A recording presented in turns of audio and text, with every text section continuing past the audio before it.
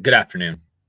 This is DFS Up North, aka Josh Thomas, here with another 10 under 10 DFS Army NFL podcast, where I talk about my 5 favorite plays on Draftkings and my 5 favorite plays on Fanduel, all under 10% owned.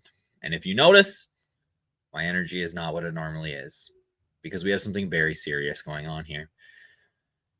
I am calling on my congressmen, my congresswomen here in Minnesota, and to be honest, everyone in the United States of America to launch a full investigation into the refereeing that occurred last night in my Minnesota Vikings game against the St. Louis Rams. The blatant no call on Sam Darnold before what was guaranteed to be a game tying drive. They were going to get the 6. They were going to get the 2-point conversion. Heck, they might have even kicked it onside and just won it in regulation. There needs to be somebody held accountable.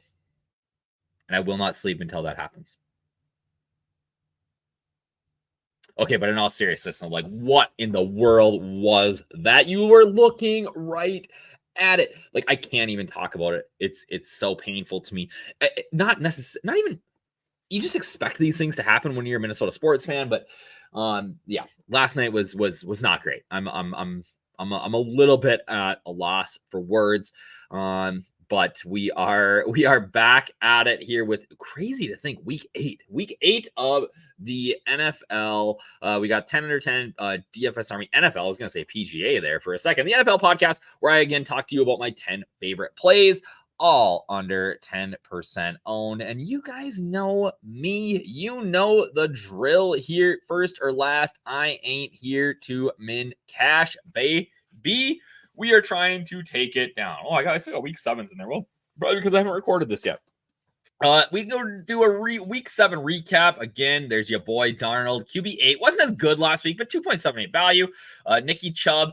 I think we can definitely play him again this week, but what ended up the RB16, he did score. Oh, my wide receivers on DraftKings last week were trash, but then Brock Bowers, who is an every week tight end play regardless of ownership, ended up TE3. Over on FanDuel, we hit Purdy and Goff.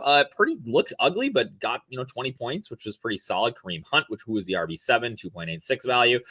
Darnell Mooney, and then I wrote up TJ Hawkinson last week. I really thought that there was a good chance that Hawk played last Sunday. I thought there was against the Lions. I thought there was going to be a chance. Not only did he not play last Sunday, he didn't play this week on Thursday. So they're giving him a little bit more time to rest up here and get back at it in week 9 next week. So Hawk was out, but here's the thing. Bright spots, I said QBs were solid. Lots of guys from this ended up in the Millie Maker. We had Darnold, Goff, Hunt, Bowers, guys like that on both sites ended up. Just, it was a weird week last week. Lots of low scoring games. Like, who would have thought that Russ in the hammer game for the Steelers would have been the nuts. And then Breece Hall, really, everybody thought that he was going to be there and, fairly highly owned and smashed as well. So it was one of those weeks that it was weird. I didn't necessarily, it was what we expected to happen didn't, and not even what we didn't expect to happen. It was just, it's hard to explain. It was just a weird week. So again, let's get into it for this week. Let's hope that you guys can win some money. Like my boy, do I have a screeny here? Well, that's from last year winning a milli. Where's my first one here? Yeah, like your boy DFS Freak, who took down 70K with that double stack of Joe Burrow a couple of weeks ago. So starts off for me this week with Jordan Love, 7,100. Just insane that he's only 6.25% owned. He has been more Brett Favre than Aaron Rodgers. I think I read that somewhere lately, and that is very true. He is gun slinging it out there. He's going to throw some picks. He's going to throw some tutties. He has big 20-point upside. All his receivers are healthy. I kind of love him with Romeo Dobbs, who's been getting all the volume lately, but not enough of the TD equity. You can go double stack with Kraft, who's fairly cheap. I actually kind of love this game in general. I'm big on Brian Thomas, Christian Kirk, even Evan Ingram are viable options coming back the other way. If you want to pull the whole game stack here, I do think that they could contend or compete. I don't have them written up here, but if you want to really sneaky for the Millie play this week, I don't hate T Law, who's looked fairly decent over in England the last 2 weeks. Derek, I don't know why, like, whoa, I was shocked looking at the DS this morning and seeing that Derrick Henry was projecting at 3.86 owned. Like, I don't know why you don't just lock him into your lineups every week at this price until he approaches like the CMC 2023, 2022 pricing where you can actually consider the fade at 9, 5, 10,000 on draft. Like, you just play him. Like, it doesn't matter the matchup. Like, just plug Derrick Henry into your lineup. But especially if he's trending under, even 5% owned is insane, right? He is going to smash against the Browns this week. I just talked about the Jags. I love Brian Thomas. Okay, this is a sneaky game with blow-up potential. He is getting 20% target share, and I do think that with Love, potentially turning the ball over, giving them some short fields, that we could see T-Law have a great game. So if Trevor has a good game, then Brian Thomas Jr. is the most likely beneficiary of that because he's been one of his favorite targets. All right, now we are going super speculative here. All right, Rob, Allen Robinson, wide receiver for the Detroit Lions. We know that Jameson Williams was suspended again, this time for a not gambling this time. This time was for drugs. Guy smokes a little marijuana too. So he gambles, he smokes a little marijuana, and plays the NFL sometimes. So Jameson Williams is out for 2 weeks, and Dan Campbell has said that Allen Robinson will be taking on a much bigger role. Now, is that just coach speak, or is that the truth? I don't think that Campbell is necessarily one of those guys who just sort of says stuff in the media that he doesn't mean. So I do believe that he's going to see some increased targets this week. Tim Patrick, I think, steps into a little bit of that timeshare, as well as Geeks boy Wiz Khalif. But from like a pure comparison standpoint, I think that A-Rob sort of fits the role that Jameson Williams played a little bit better. So we could see him get involved. He's dead man. This is a massive punt. Like, this could end up that on Sunday that he's not even active, right? He's only been active for 2 games this year. But I think that if he is in there and we can believe, Dan, I'm going to bite your kneecaps off, Campbell, A-Rob at 3,000 makes a ton of sense. And I get that I get burned by this. I wrote in there, I get that I get burned by this every single week, but he doesn't need to do much to pay off his value. If you are a longtime listener, it feels like every time I say that, a guy does not enough to pay off his value at a super cheap price. So then we've got Dalton Schultz. Look, the Houston Texans guys last week were atrocious. Bad. But this is a great get-right spot against the Colts. The flashy pieces like Diggs and Dell are intriguing, but you just go with trusty old Dalton Schultz this week.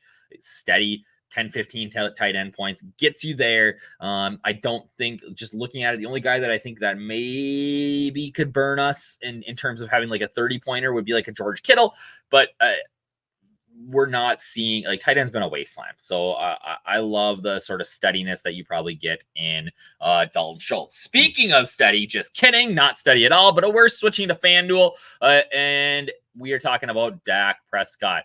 I said it in the beginning. I love that Night Hammer game on FanDuel now. I love especially getting a quarterback from that game. So Dak Prescott at 2% ownership. The price, like, I think he's 14th lowest priced or 14th highest priced QB.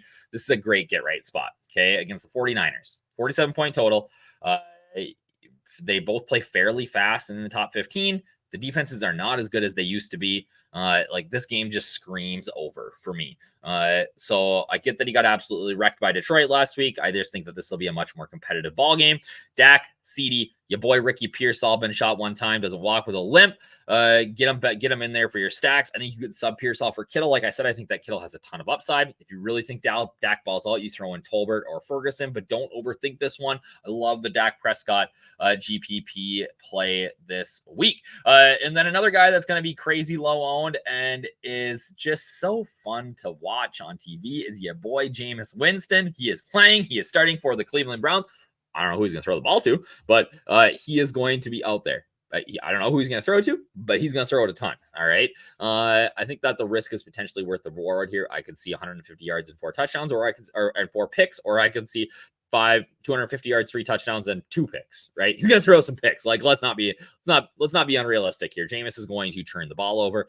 I think this could be one of those weird, crazy $1 million winners where Jameis Winston versus the Ravens D in the same lineup gets it done. But no, I do know who he likely is going to throw the ball to, and that's going to be David Njoku. But I kind of like a double stack here because he's probably going to have to do a lot unless he runs one in. So Njoku and Judy, it's hard to put a lot of trust into this Cleveland Browns offense. I get that, but sometimes we gotta go left while everybody else goes right. So if you're getting a little silly for the millie, don't sleep on Mr. Crablegs himself, Judy. Okay, so we do not we have an NBA promo going on right now, but if you just want access to everything, that VIP, use that code up north, and that gets you access to NFL, NBA, and NHL.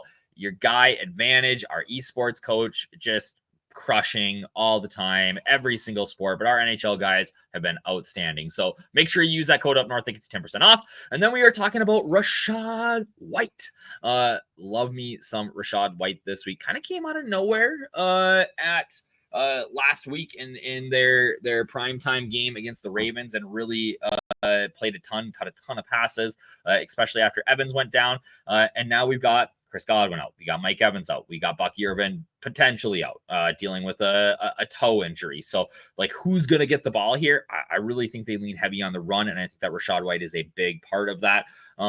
So I love him at 6,400. I love that price tag. I think that he is going to be somebody that I will be way over the field on.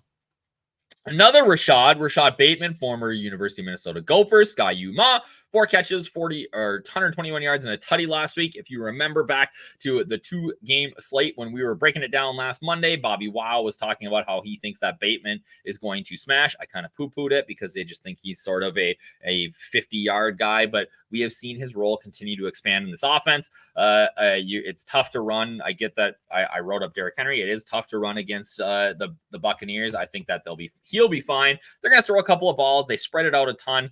And Lamar Jackson seems to really like feeding Bateman on the long ball here. So I think you could actually play Henry and Bateman together in the same lineup. He's so cheap that I don't mind doing that. Like I said, we crush every sports. Your boy Hall D, 10K, actually 12K on NASCAR. And now, yes, okay. I very rarely write up a defense in this article or talk about them in this video, but everybody's going to play the Broncos and the Ravens this week.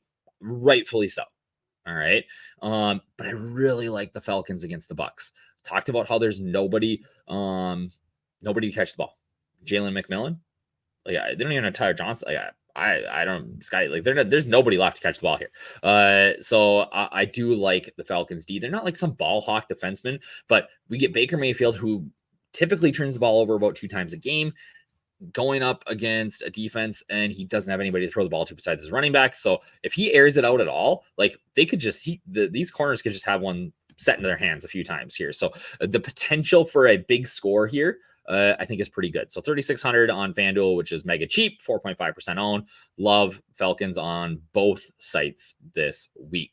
So again, I might start a petition. I look for a link below for petition.org where I call on U.S. Congress to investigate. I think his name's Trey Blake and the rest of this refereeing crew that did not call the blatant face mask on Sam Darnold last night.